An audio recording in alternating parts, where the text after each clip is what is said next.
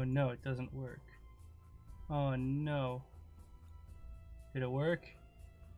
Hello? I can't tell if it worked. Hitting the buttons again. Alright, I think it worked that time. Alright. My cam's a little cut off on nuts. Perfect. Hi, everybody. Don't mind me, I'm just going through all of my cameras and fixing them so the top of my hat isn't cut off, because I'm a professional and I planned for this. And I definitely didn't just put the hat on literally last second. So so yeah.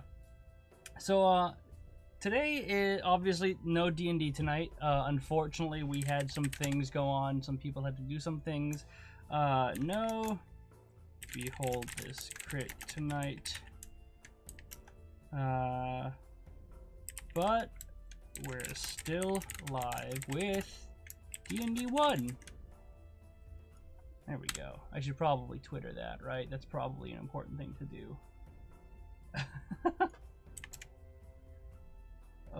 Here we go. We will copy that link address and we will just plop it there. And there we go. Good enough. Oh, what is this notification? Oh yeah, Reddit. Oh. All right. So I wanted to talk about D&D 1, or at least just look at it and maybe get some, you know, maybe, who knows. Actually, you know what? I'm going to start recording this because I might want to use this later on.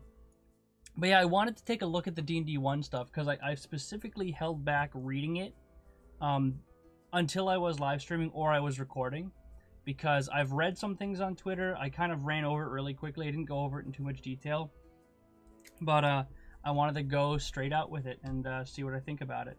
I know there's been a lot of content for the new D&D 1 stuff, but you know, everyone's gonna read it eventually, so I might as well do it on the stream, right? Especially on a day where unfortunately we can't play our D&D session. So I'm just gonna go ahead and pop it on up on the screen and go through the reading. The top screen. There we go. And that should be good. I think that looks good. You guys tell me if it looks good or not. I don't know. All right, and I should pull up Epic Pen here, unless I got rid of it.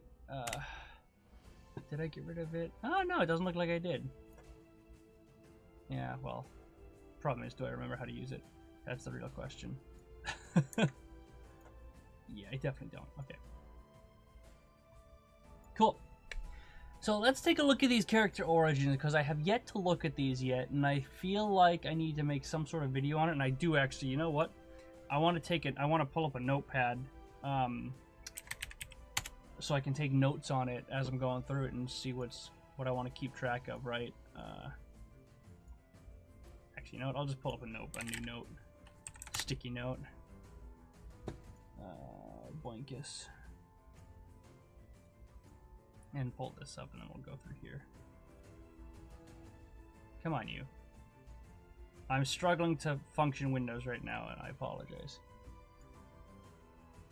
Alright, and this is just my little list of things that I want to keep track of and remember. And, come on. I know that there's a... There it is, okay. There, perfect. Alright. So let's take a look at this. The first things that I read were pretty much just all Twitter comments about it, with everyone saying things about their feats, their backgrounds, their races, and stuff like that. And it's difficult to kind of get an idea of it without reading it myself, so this is supposed to be like I don't want to call it an in-depth dive into it, because I'm not going to go deep into it, but I just want to get an idea of what the next origin of D&D looks like. So we'll go through this and just see how it looks. I don't know why I did that. This document is the first in the series, so this is all for character origins as well as races, backgrounds, and languages, which I am super excited about because I know a lot of people generally have had problems with some of this stuff in the past, but just from what I saw on Twitter, there was a lot of things that were added or fixed in here that people really liked. Alongside this, they're going to also be putting out the Player's Handbook, the Module Manual, what the hell, Dungeon Master's Guide. You can tell I use that a lot. and updating that in, I think 2024 was the expected release date, so I'm excited about that. But let's see what this is going to look like for the new D&D 1. Character races, character backgrounds, starting languages. Okay, so they're updating the starting languages. Feats. Every first level feat mentioned herein appears in the feat set. Okay, so first level feats, interesting. And rules glossary. So there's new rules.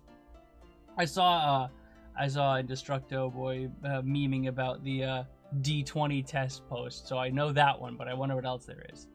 Yep, playtest material, Author Arcana, blah blah blah. Okay. Determining your origin. After choosing your character's class, it's time to consider the character's origin. Who are the character's ancestors, and how did the characters spend the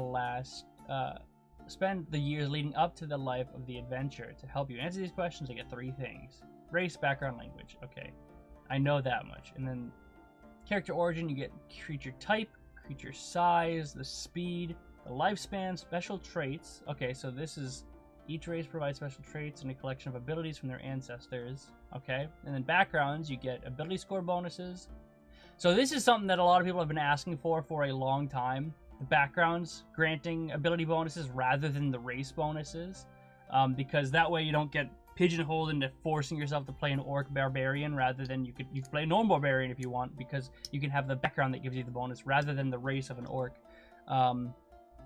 So this is a nice change, a nice quality of life change for the players. Skill proficiencies, you get 2 skill proficiencies from your background. 2 proficiencies, languages. The character learns 1 language from a background. Feat. Each background provides a first level feat. Okay, so everyone gets a feat level 1. That's pretty cool. I wonder what the feats are. Well, I'll get to there. And then equipment, backpack with portion of character starting equipment and the rest. Okay. So your first 2 characters might want to be... Race and background together help bring your character's backstory into focus, and they distinguish the character from other members of the same class. For example, 2 characters might both be members of the fighter class, but if one is a human guard and the other is a dwarf gladiator, the 2 bring different capabilities and flavor to the class. Okay. Does that mean fighter or guard and gladiator are backgrounds? Okay. That's cool. After the race and background, you choose languages. Common tongue. The combination of race, background, and language provides fertile soil for your imagination. Okay. So let's see. When you choose your character's race, you determine whether your character is a member of the human race or the fantastical race. Or of a fantastical race. This document provides descriptions of each, blah, blah, blah. Okay. Human, Ardling, Dragonborn, blah, blah, blah. I don't know what an Ardling is, but I'm sure we'll get to it. But I will note that they didn't include half-elf, half-orc. Does that mean that they're no longer a thing? The description of each race includes a section of the game traits, NPCs, okay. Of children of different humanoid kinds. Thanks to the magical works of the multiverse, humanoids of different kinds sometimes have children together. For example, folks who have a human parent and an orc and an elf parent are particularly common. Many other combinations are possible.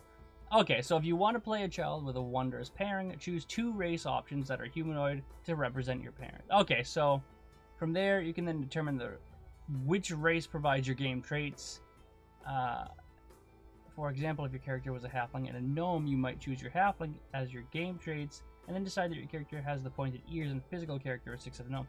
Okay. So they flat out just got rid of half races and made it so you can choose what kind of... You can be a half race, but there's no actual attachment to it because you're still going to be fit in one of the main categories of a race. Okay. Humans, blah, blah, blah, blah, blah, blah, blah, blah, blah. Humans are diverse in appearance. People of Earth, they have many gods. Scholars dispute the origin of humanity, but one of the earliest known settlements... gatherings is to be in Sigil. I made a video about this recently. I loved Sigil. A torus-shaped city in the center of the universe, and the place where the common tongue was born, bringing Sigil's cosmopolitan with them. Okay, so human traits. They're 4 to 7 feet tall, or there's 2 to feet tall. Okay, 2 to 4 foot tall small human. So you can... Well, they're really trying to make this accessible, right? Because Yeah, you could be a small human, 2 to 4 feet tall. So I guess you're not restricted to being a gnome then, if that's the case. So that's kind of nice. 30-foot move speed, lifespan 80 years. Going down, but you know. And then here are the special traits. Okay, so the special traits they all get. Let's see. So resourceful. You gain inspiration whenever you finish a long rest. So, but if I recall, they changed inspiration a bit. They've updated it from what I saw on Twitter to be different. So let's keep that in mind. But effectively, being able to gain inspiration once per long rest is just automatically is cool. But can you stack inspiration? I don't know. I'm going to see the rules before we get to that. Skillful, you gain proficiency in one skill of your choice. Okay. And versatile, you gain a skilled feat or another first level feat of your choice. So there's no point in saying skilled feat, but because it's just a first level feat of your choice. But either way, that's cool. I want to get to that stuff in a second. Humans of many worlds. On a given world in the multiverse, the material culture of humans can change from one region to another. In the Forgotten Realms, for example, the clothing, architecture, cuisine, music, literature are wildly different. As humans migrate, they bring elements of their culture with them, blah, blah, blah. Okay. Ardling are supernatural beings who either born of the upper planes or have one or more ancestors who originated there. Ooh, excuse me. The bright souls shine with the light of immortal beings who call the upper planes home. So is this like an inverse tiefling? Kind of like a... what's it called? Oh my god, I'm totally blanking. An Azamar? An Ardling has a head resembling that of an... Oh! No, it's not. Definitely not an Azamar. Excuse me. An Ardling has a head resembling that of an Azamar. Resembling that as an animal. Oops. Typically one of the virtuous associations. Depending on the animal, the Ardling might have soft fur, downy feathers, or supple bare skin. That's an odd way of putting it. The Ardling's celestial legacy determines the animal it resembles. An Ardling gains a measure of magical power from their celestial ancestry, as well as the ability to manifest spectral wings. As an Ardling immortal, an ethical outlook is self-determined, however not fixed by ancestry. Okay, so this is just more accessibility stuff right there, but let's see. You can be exalted, heavenly, or idyllic? Is that idyllic? I don't know. Idyllic? Idyllic? I'm going to go with idyllic. Exalted, the fierce passions of Arborea, the heroic heart of Isgard, and the wondrous nature of the Beastlands calls to Ardlings who have the exalted celestial legacy. Their celestial ancestors are heroic champions of the chaotic good planes.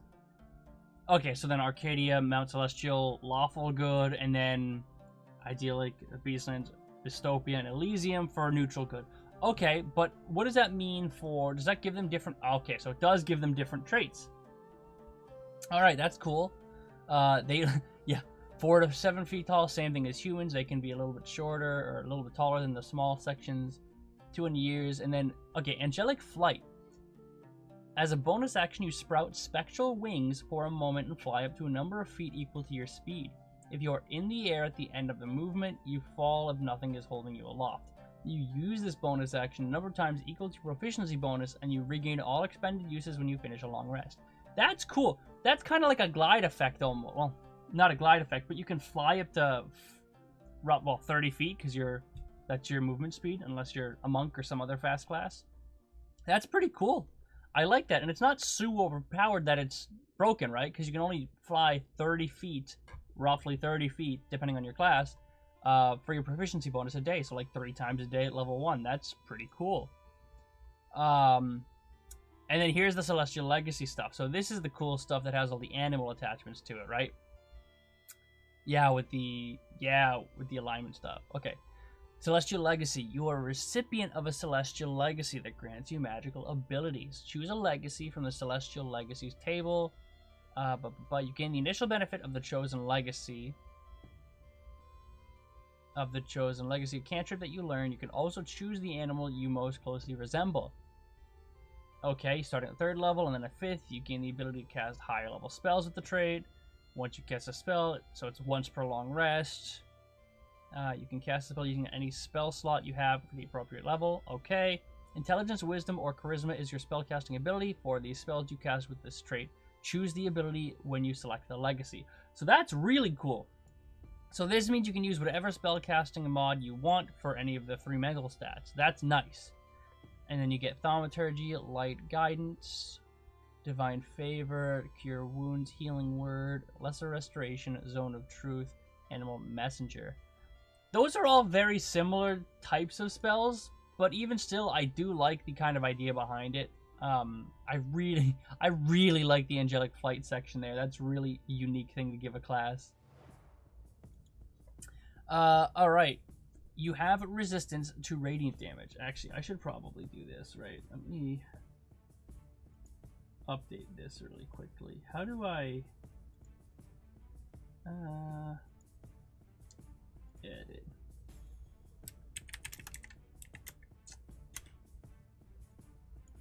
D1,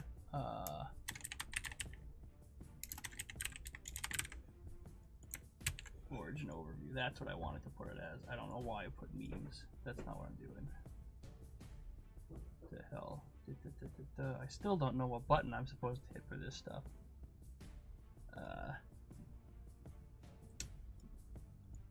Pop you up. Edit the info. There it is. Okay. Bada bing. Bada boom. There we go. I think I figured it out. I think I got there in the end. Took me a little bit of time, but I got there. Alright, so, and then you get damage resistance. So this resistance to radiant damage, that's pretty nice, I guess, but not too crazy. Artlings of the upper plane, with them many worlds, blah blah blah blah blah blah blah blah blah, garbage. Okay. Dragonborn. So I did get a little look at the Dragonborn stuff from some stuff on Twitter. I think it's pretty much the same thing. 5 to 7 feet tall, 30 feet move speed, 80 years on average. You get your Draconic lineage, which is the same. The damage type. You have the breath weapon, depending upon the type of dragon you are. Damage resistance, dark vision, Draconic language. You instinctively know the language of the dragons. Okay, so you automatically get Draconic as well as Common on top of what you learned from just being a level 1 character. Okay. This is just more information. Dwarf. Let's see. 4 to 5 foot tall, 30 feet, 350. So what did they get? Dark vision, Dwarven resilience. You have resistance to poison damage. Okay. You have also have advantage on saving throws to avoid or end a poison condition. Okay. Your hit points maximum is increased by 1, and it increases by 1 again whenever you gain a level. Okay. Forge-wise, your divine creator gave you an uncanny affinity for working with stone or metal. You gain a tool proficiency with 2 of the following tools of your choice. Okay, that's pretty cool. And then stone cunning. As a bonus action, you gain tremors sense with a range of 60 feet for 10 minutes. You must be on a stone surface or touching such a surface to use tremor sense. And that lasts for 10 minutes? You can use, okay, but it's only the 60 feet. You can use this bonus action number times equal to a proficiency modifier. I mean, at that point, why not just give them tremor sense for the whole time? Damn, that's really cool. Do they have a sub? They don't have any subclasses. Hey, what's up, man? Yeah, so same here. I literally just did the exact same thing. I was holding off judgment until I got a chance to read everything because there's so much on Twitter and Reddit right now, so I was holding off. I figured I'd just go live and go for it. Because I you know, Twitter and Reddit are not the best places to get your opinions, right? So but yeah, that is really cool. You get stone cunning and you get tremor sense for a dwarf. But there's no subclasses here, so some worlds, first dwarf settlements were built in the hills or mountains. Yeah, hill dwarves or mountain dwarves, Greyhawk, Dragonlands, dwarf. Yeah, so it looks like they don't want subclasses anymore. I think they just made that flat out dwarves, humans, elves, and you can just choose however you want and pick and choose your backgrounds and such. And that's how you are supposed to build your class or your character. That's really cool. I do love this stone cutting ability. And this is the kind of thing, though, now that dwarves get that, humans get a feat, Dragonborn get their breath weapon. Dragonborn are still cool with their breath weapon, but I can't feel like they just like didn't get the nice texture update in like a game, right? Like they're still cool, but like compared to that, that's really nice. I love that. You think that's what you heard? No subclasses and really no races. Well, I can't imagine. I assume they're gonna come out with new races. I can't. They're definitely coming out with new races, right? Because they've introduced so much recently. This is probably just in the player's handbook stuff. But my guess is that all of the races that are in the player's handbook are right here. And all of the new races that have already been released are probably just going to be ported into D&D 1, pretty much one for one. I think this is like a test of the player's handbook update is what they're doing. I think. Could very easily be wrong. Elves. That's a lot of info about elves I'm not reading because I am lazy. Elf traits. Medium, 5 to 6 feet tall. That's fair. I guess 5 to 6 feet tall. Maybe it's in my own personal headcanon that elves are tall. Speed, 30 feet. Lifespan, 750 years on average. Okay. Dark Vision, Elven Lineage. Let's see what this is. You're part of an Elven lineage that grants you supernatural abilities. Choose a lineage from the Elven lineage table. Oh, actually, I should be taking notes on this stuff. Ardling is really cool with the, effectively, the Celestial Tiefling. Dwarf, Stone Cunning is super cool. So you can choose a drow, high elf, wood elf, and you gain a first level benefit of that lineage. Okay, so yeah, so right there, that's the answer, right? They got rid of subclasses and just splattered it right into the main class. Yeah. So at first, third, and fifth level, you get a cast of spells. And then you can choose your ability casting modifier for whatever class you got. That's really cool. I like that a lot. I like how they're doing that to make it more accessible. So that way you're not locked into certain things. Fey Ancestry, advantage on charm effects, keen senses, you get proficiency in perception. Okay. And then trance, you don't need to sleep. Okay. So let's see. As a drow, the range of your dark vision increases to 120 feet. And you also know the Dancing Lights cantrip. That makes sense. That's kind of cool. They kind of built that directly in already. You know the Prestidigitation cantrip, and whenever you finish a long rest, you can replace a cantrip with a different cantrip from the arcane spell. That's cool. That's a really cool build in that. I love that versatility of a high elf. Might seem really simplistic, but I think that's really cool. And then you get Detect Magic and Misty Step. I love this spell. That's my own thing. And then Wood Elf, you increase your speed and no Druidcraft. Then you can go Long Strider and Pass Without a Trace. Okay, those are really cool. Yeah, I think that the vibe I'm getting from all of this is that every single class I've read so far, like we already mentioned, doesn't have a subclass, but they're putting so many choices in front of the players that it's almost like a well, this is going to sound really stupid and really silly, but like a make your own pizza kind of deal where you can pick and choose like, oh, I want mozzarella on this one. Oh, I want tomatoes. Oh, you know what? I want a white pizza today. I don't want any sauce today. You know, maybe throw some basil on there. You know what? Let's throw on some green pepper because screw it. That's what I'm getting from this. You can really pick and choose all of this stuff. And I'm just on the classes or the races so far. Gnomes. Let's look at the gnomes. 3 to 4 feet tall. They're 30 feet. Movement speed. So they increased. Oh, I didn't notice that. They increased the dwarf and the gnome movement speed. Wow. That is a huge quality of life buff for those guys. That's really good.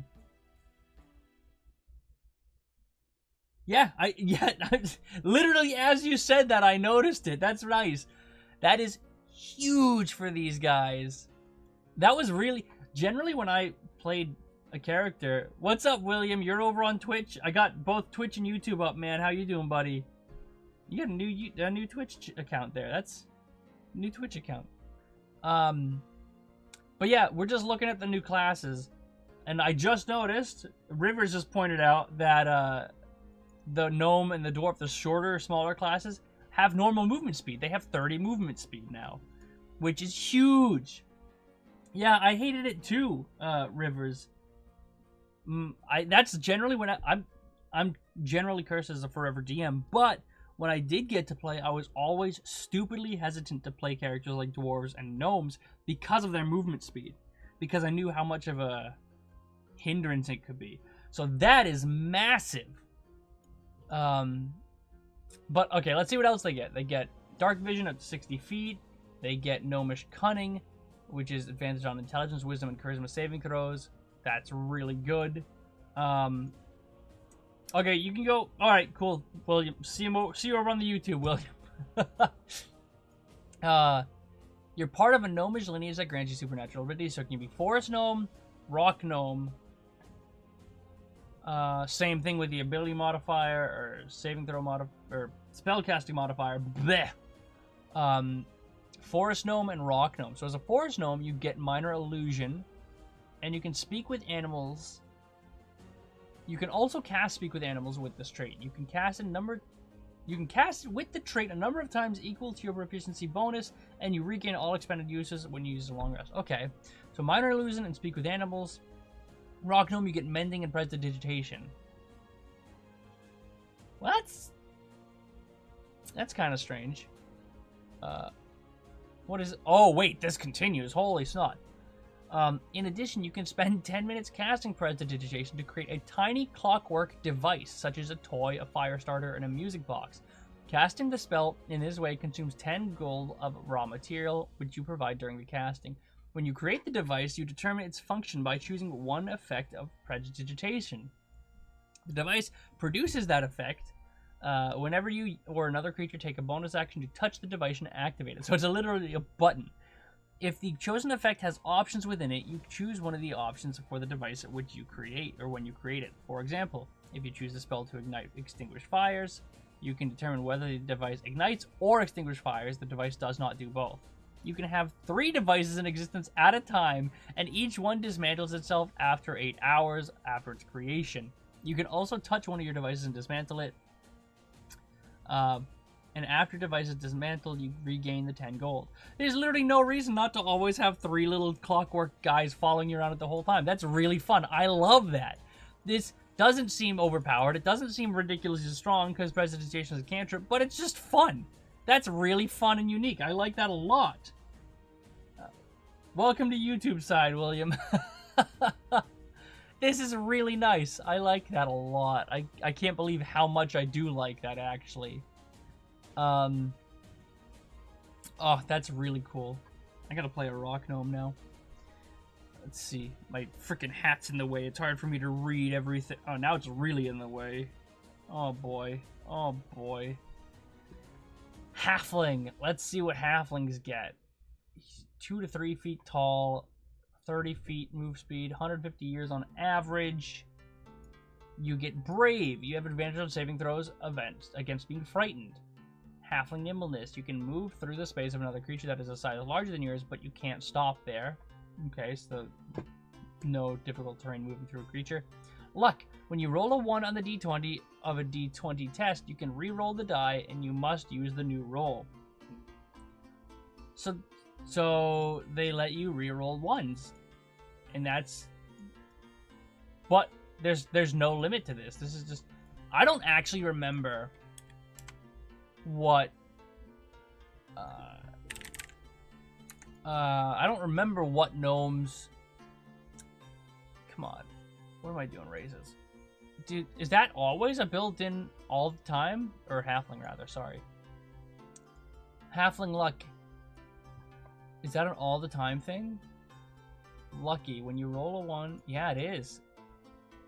Attack roll, ability check, and saving throw. But I guess this is just all the time now. It's just any d20 check, right?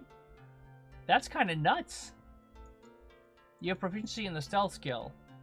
Okay, so halfling. Orc, 6 to 7 feet tall, 30 feet, 80 years on average. Adrenaline Rush. You can take the dash action as a bonus action. When you do so, you gain a number of temporary hit points equal to your proficiency bonus. You can use this trait a number of times equal to your proficiency bonus, and you regain all expended uses when you finish a long rest. You have Dark Vision. You count as one size larger when determining carrying capacity, and Relentless Endurance. You can't get knocked out. If you get knocked out, you get up again. Okay. This is Adrenaline Rush is really cool. I do like that a lot.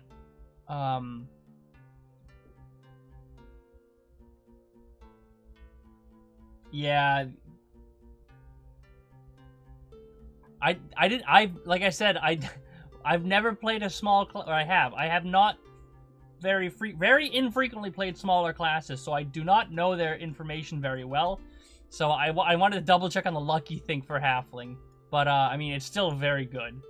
Gnomes, my arch nemesis. Halflings are cool, though. Dude, gnomes are great. Look at this. You can make little clockwork devices. Yeah, whatever. Alright, tieflings. Here we go.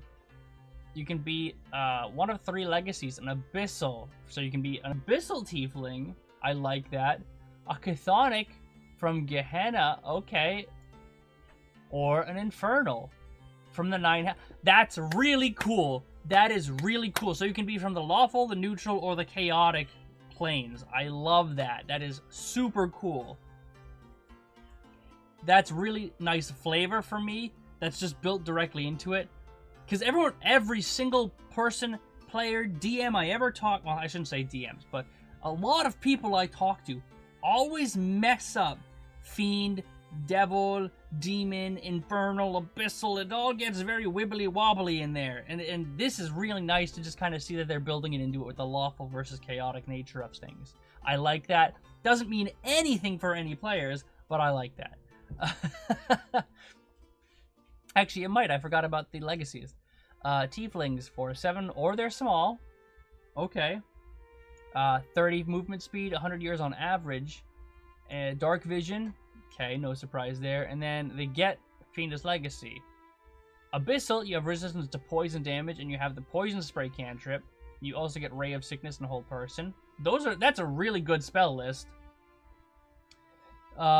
Ray Chthonic, so the neutral, you get resistance to necrotic damage, and Chill Touch, False Life, and Ray of Enfeeblement. Also not bad. And then Infernal, you get resistance to fire damage, which is really good.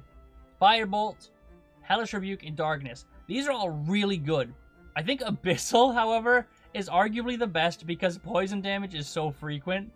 But either way, these are all really cool and unique setups here. I like that a lot. And Otherworldly Presence, you also get Thaumaturgy. When you cast this spell, you can use your Fiendish Legacy trait. Okay, so you just get 2 cantrips right off the bat for being a tiefling. And then you get other spells. That's really cool. I like tieflings a lot. And I like the idea of being able to be a devilish tiefling, a demonic tiefling. That's really cool. Alright, backgrounds. Here we go. This is the part everyone has been on my butt about. Or at least has been talking about, right? All over Twitter and everything. So let's take a look at this.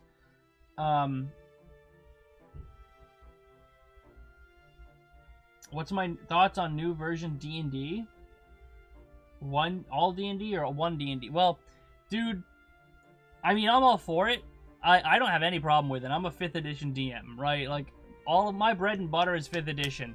I played in 3.5, I've played Pathfinder, but a lot of my time is spent in 5th edition. Probably like 95% of all of my experience as a tabletop role-playing game enthusiast has been 5th edition. So I'm gonna say I don't know much better, but I don't see a problem with it. The only thing I'm worried about is that the elitists are gonna come out in droves now. I hope that doesn't occur, but who knows? I've already saw posts about people saying, I like 5e, we're just gonna stay with 5e anyways. Play whatever edition people want, you know? I don't have any problem with it. I honestly like the whole idea of one D&D, but because D&D you know, AD&D, D&D, AD, all the way up to what it currently is now with one D&D, are effectively 5 different systems of the same game. So you could really qualify them as different games. So I think consolidating things and making it simpler is good. But at the same time, I don't really necessarily care as much because I'm a 5e baby man, right? Like, I had an easy time. I didn't have to add all these crazy numbers and modifiers like 3.5 or Pathfinder players have to do. No hate on either of them. But, you know, that's just how I have it. So I don't have a strong opinion one way or another is what I'm trying to say, if that makes sense. 3.5 is still my favorite. Yeah, I really liked 3.5. And 3.5 was actually my first dive into D&D, and it was my older cousin, I think. I played a game with my older cousin and his friends, and it was real, and I just really liked it. It was really cool and fun, but I was too young to really understand it at the time. And then I jumped back in a few years later, and my cousin played a 3.5 again with us, and I understood it more, and I liked it. But then by the time I started DMing myself, 5e was already pretty much streamlined out there. So I started DMing 5e, and that's pretty much all that came into it. Because actually, a lot of my experience, most of my experience as in D&D 5e is as a DM. Now that I'm thinking about it, I don't think I've DM'd more games than I've actually played in 5th edition. I think I've probably... Wow. Because I started with Out of the Abyss. And I don't think I don't think I played a 5th edition game before I started DMing it. Wow. That's crazy. Yeah, I don't recommend if you're a new DM to start playing Out of the Abyss as your first campaign, but I definitely learned a lot, let me tell you. 5e is so much easier as a new player, and that right there is why it has so many more people in it, right? Is because the skill, not the skill floor, but the availability or openness to learn about it is much less intimidating, right? It's so much more accessible to people because it's so much simpler, that it's much less intimidating to people. Plus, let's be honest, Critical Role had a huge impact on that as well. Is that my green screen, or is that the... Oh, it's a mouse on my... Oh my god, what time is it? I need to go to bed, I think. I think I'm sticking with 5e if they make too many changes. I still want to try 3.5.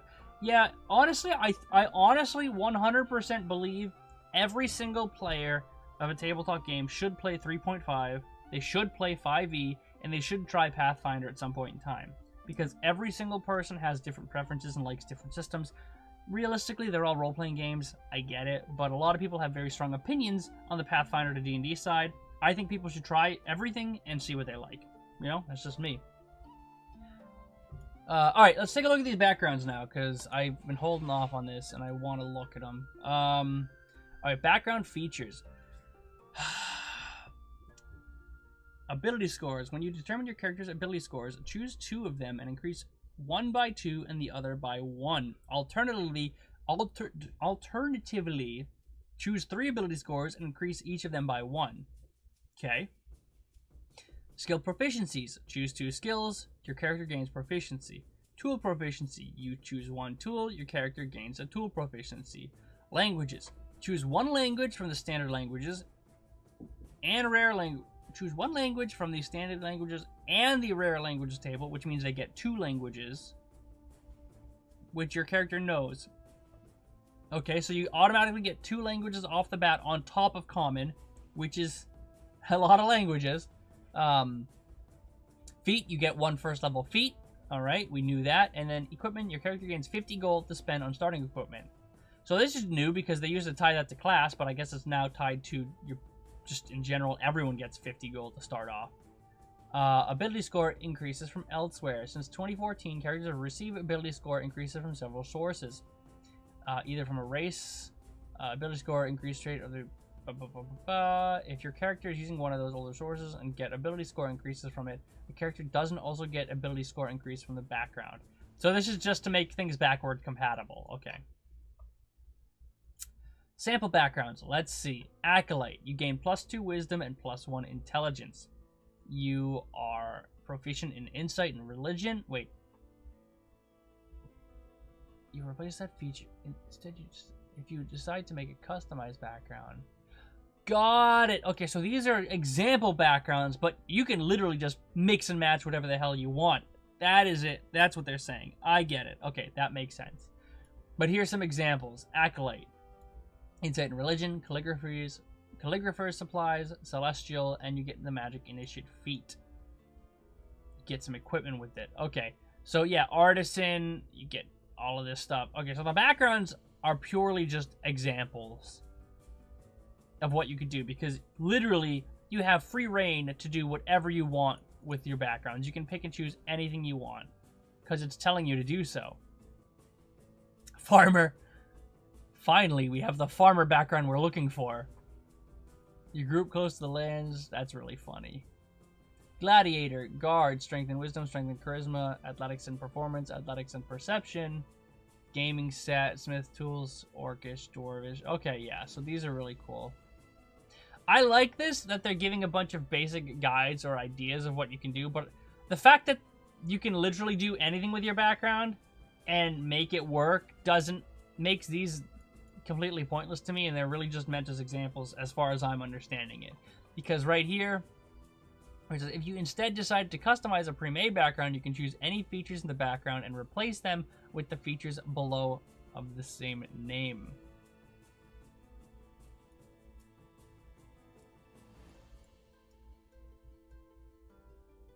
Yeah, so if you want to be an acolyte that instead of knowing celestial knows abyssal, you can just do that.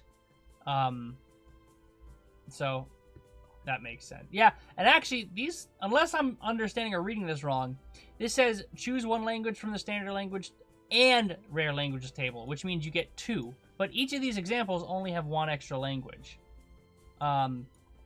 Maybe that's a typo, or maybe it's just better to make your own background. Who knows? I should write that down.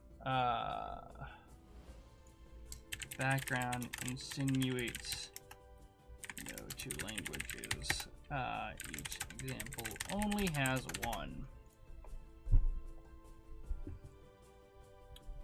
Alright. What was that? Hello? Who's calling me? Who's calling me? No one's calling me. Okay. Tavern Brawler looks cool. Let's take a look at Tavern Brawler. Urchin. Pilgrim. Soul. Am I dumb? Tavern Brawler. Here we go. Oh, this is feat. Okay, that's why I wasn't finding it. Yeah, so let's go down now to feat now. Starting languages. So you get all of the normal ones. No surprise there. Primordial includes Aquan, Oran, Ignan, and Terran dialects. Okay. Alright, here we go. Let's get to the feats. Parts of a feat. The description of the feat contains following parts, which are presented in the feat's name. Level. Each feat has a level. To take the feat, your level must equal or exceed the feat's level. Makes sense. Prerequisite. You must meet prerequisites. And repeatable. If a feat is repeatable, you can take it more than once. If it isn't, you can take the feat only once. Okay. Alert. Always on the lookout for danger. You gain the following benefits. Initiative proficiency. When you roll initiative, you can add your proficiency bonus to the roll. Wait a minute.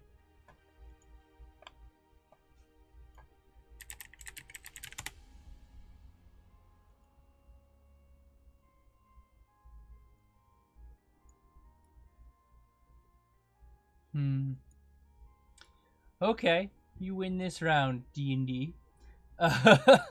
Initiative swap. Immediately after you roll initiative, you can swap your initiative with the initiative 1 winning ally. Wait, you can't make this swap if your ally is incapacitated. That is really cool. I like that a lot. What's the original alert? You can't be surprised. You gain a +5 bonus to initiative, and other creatures don't get advantage on attack rolls of being unseen. That's a really cool take on alert. I like that a lot. Being able to switch your initiative is huge, man. That can be huge. Oh, we're on the first feat, and I'm already loving it. Crafter. You are adept at crafting things. You gain tool proficiency in 3 artisan tools. Discount. Whenever you buy a non-magical item, you receive a 20% discount on it. A non-magical item, okay. Faster crafting. When you craft an item using a tool with which you have tool proficiency, required crafting time is reduced by 20%. This is pointless, completely worthless, unless they update the crafting system. Because currently the crafting system as it is, in my opinion, unusable. I mean, unless I'm misunderstanding the crafting system, which is very possible, but from my understanding, everything that crafting does, it takes way too long in game to make it even worth considering. Healer. You have the training and intuition to administer first aid to other carefree, effectively granting you the following benefits. Battle Medic. If you have a healer's kit, you can expend one of his uses to tend to a creature within 5 feet. As an action, the creature can expend a hit die and then roll. And you then roll that die. If the creature regains the number of hit points equal to the roll plus your proficiency bonus. That's really cool.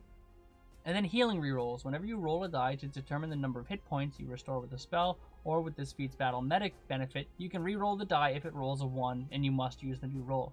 That's really cool. They made the healer feat better for anyone. That's really nice. Alright, lucky. You have inexplicable luck that can kick it. Okay, so luck points. You have a number of luck points equal to your proficiency bonus. Okay, so you have more. I think lucky was only 3, right? Yeah, 3 luck points. Okay. So they buffed this. Advantage. Immediately after you roll a d20 for a d20 test, you can spend 1 luck point to give yourself advantage on the roll. When a creature rolls a d20 for an attack roll against you, you can spend 1 luck point to impose disadvantage. Oh. So that might be a nerf. You can spend 1 luck point to roll a d20. You can choose to spend 1 of your luck points after you roll the die, but before the outcome is determined. When you choose, you can use. Yeah, so this is just flat out worse. I think you get more opportunities to use it.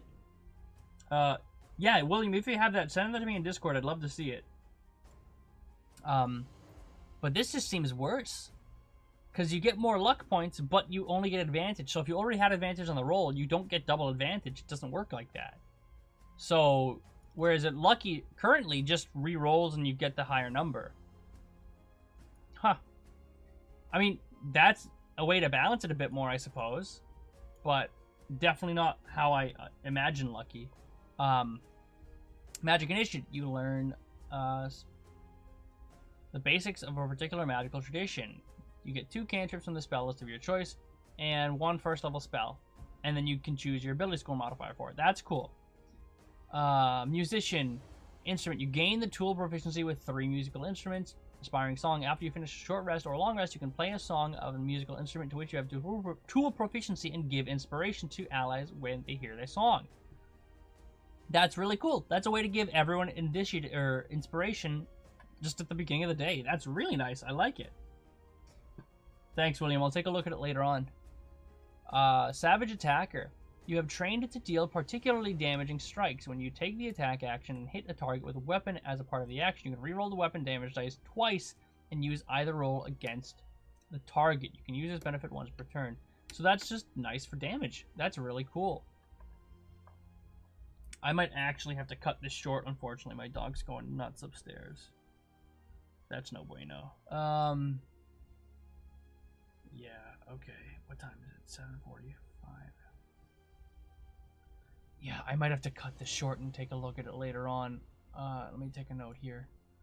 Stop at You savage attacker. Vita. I do want to look at the Tavern Brawler now that you said it though, but I do have to go after this one. Actually, we're almost done with these. We'll stop at the feats. We'll end at the feats. Stopped after feats.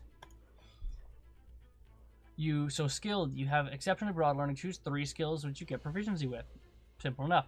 Tavern Brawler, enhanced unarmed strike. When you hit with your unarmed strike and deal damage, you can deal bludgeoning damage equal to 1d4 plus your strength modifier instead of a normal unarmed strike damage. Nice damage rerolls. Whenever you roll damage die for your unarmed strike, you can reroll the die if it rolls a 1. Okay. Shove. When you hit a creature with an unarmed strike as part of the attack action, you can deal damage and also push it 5 feet away. You can use this benefit once per turn. That's pretty cool because there's no saving throw. It just automatically happens. And furniture as weapons. You can wield furniture as a weapon using the rules of a great club for small and medium furniture and the rules of a club for tiny furniture. That's really cool. I like the flavor of that a lot. I'm glad you mentioned it, River. That's really cool. I'm not a huge fan of the Tavern Brawler feat initially because you get a, unarmed strike and that's so infrequently used. But honestly, the fact that you can push someone 5 feet away for free is pretty powerful. As well as the fact that you can use a freaking chair as a great club. That's pretty nice. And even the damage rerolls. That's really good. And then tough. Your hit point maximum is increased by an amount equal to twice your character level when you gain this feat. Whenever you gain a level thereafter, your hit point maximum increases an additional 2 points. That's really nice. It's the same thing as tough, I think, currently, but that's pretty cool too. That's nice. I like the new feats. They're not crazy different, but some of them are different enough to make it impactful. And actually, I do have to go. My dog is going nuts, so I apologize for that. But I'm gonna finish this off another day because I want to finish off looking at the rules because the rules are arguably the biggest thing for me. But yeah, I know it was super short, but Rivers, William, thanks for hanging out, guys. I really appreciate it. I'm gonna go over this and make a video about it too, so that'll be out in the future sometime soon. So thanks for hanging out, guys. I'll talk to you later. Have a good one.